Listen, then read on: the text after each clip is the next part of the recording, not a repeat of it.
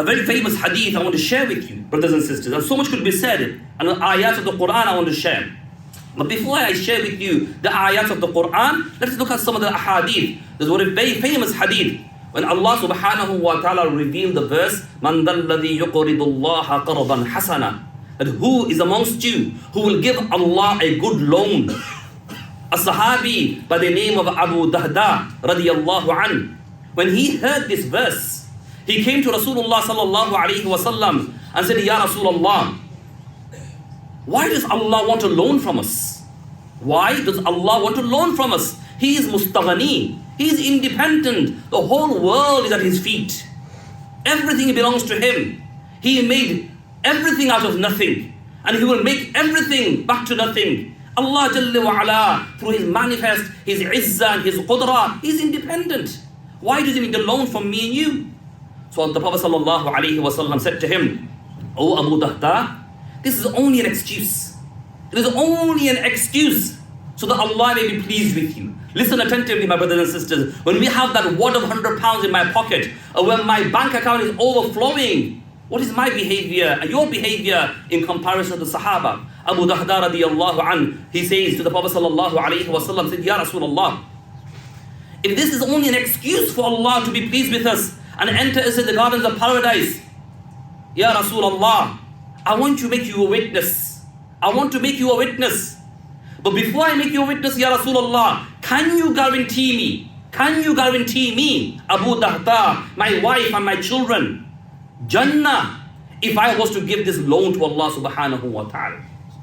The Prophet sallallahu alayhi wa sallam said, Abu Dahda, if you give the qard al-hasana Allah is asking for, this loan that Allah is asking for, then I, Muhammad Rasulullah sallallahu alayhi wa sallam, Sayyidul Anbiya sallallahu alayhi wa sallam, give you guarantee that Allah will give you, your wife, your children, Jannah. So Abu Dahda says, Ya Rasulullah, I make you witness that Allah has given me two gardens. Allah has given me two gardens. One is in one certain place, and another one is in a different, instant place. Ya Rasulullah, I make you witness. If you can guarantee me Jannah and my wife Jannah and my children Jannah, Ya Rasulullah, both of these gardens, and this is the only thing I own, this is my wealth, Ya Rasulullah, everything is given to Allah Qarbul Hasana. The Prophet sallallahu alayhi wa sallam said, Abu Dahda, this is very noble. This is very noble. But let me advise you that from those two gardens, give one garden to the path of Allah subhanahu wa ta'ala. Sacrifice it for the sake of Allah, for the Muslims in Baytul Mal. And keep one. Make profit from that one. Read business from this. Invest in it. Do trade and commerce. Make money from it and invest that into your family. So Abu Dahda radiyallahu anhu, this is wallahi, this is the Sahaba. Abu Dahda radiyallahu anhu says, Ya Rasulullah, if this is your advice, then I make you witness that from those two gardens, the best of those gardens is sacrifice fi sabilillah. From those two gardens, not the one that just about gives fruits, just about has a river in it. Ya Rasulullah, from the best of those two gardens, I give the best fi sabilillah. The Prophet sallallahu alayhi wa sallam says, O Abu Dahda, your love and your sacrifice, for this I testify that Allah will give you Jannah, your wife Jannah, your children Jannah. Abu Dahda radiyallahu an then moves on. And he comes and he approaches one of his gardens. And you can imagine this, that this is your home, your mansion. You've invested millions in this mansion. You put the latest chandelier, the latest carpet, the latest furniture, the state-of-the-art facilities. Abu Dahda radiyallahu an, this was his wealth. So he invested everything in it. He approaches one of his gardens and he sees his beloved wife leaning comfortably on one of the walls of the gardens. And he sees his children playing around by the water and by the trees. And he started to say beautifully in a poetic way to his noble beloved wife. He says to her, "Oh my beloved wife, I cannot enter into this garden, for verily this garden has been given fi sabilillah. I have sacrificed this for the sake of Allah.